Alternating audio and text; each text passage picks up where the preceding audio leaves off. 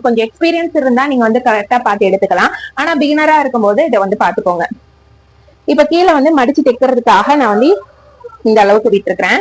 இது வந்து ஒரு 1.25 இன்ச் அந்த அளவுக்கு வந்து வரும் பாருங்க. ஒரு 1.25 இன்ச் வந்து விட்டுருக்கேன்.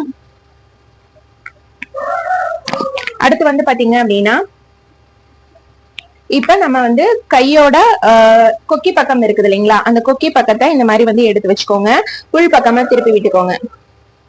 கரெக்டா இப்ப மார்க் பண்ண பிளேஸ்ல இந்த ஸ்லீவ் இந்த மாதிரி கரெக்டா வச்சுட்டு இந்த பிசிறு வர இடத்துல நான் வந்து ஒரு மார்க் பண்ணிக்கிறேன்.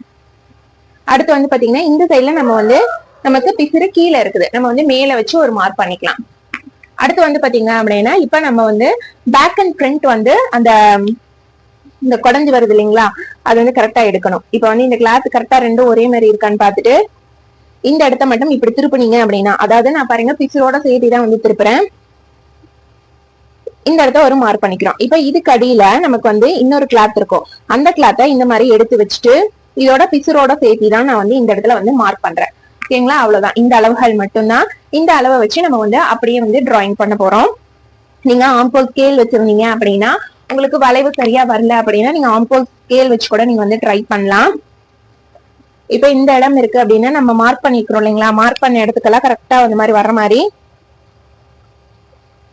வச்சுட்டு நம்ம வந்து இப்படி போட்டுக்கலாம்.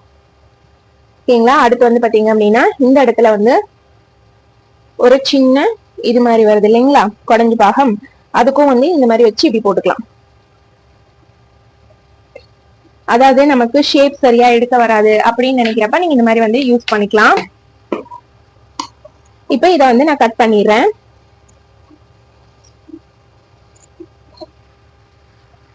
இந்த சைட்ல பாத்தீங்க அப்படின்னா இந்த கிளாத்தை மட்டும் எடுத்து ஒரு சின்ன வீ கட் கொடுத்துறேன். அடுத்து வந்து பாத்தீங்க அப்படின்னா இப்ப நம்ம குடஞ்ச பாகம் வந்து கட் பண்ண போறோம். இதுல 2 கிளாத்தை மட்டும் எடுத்து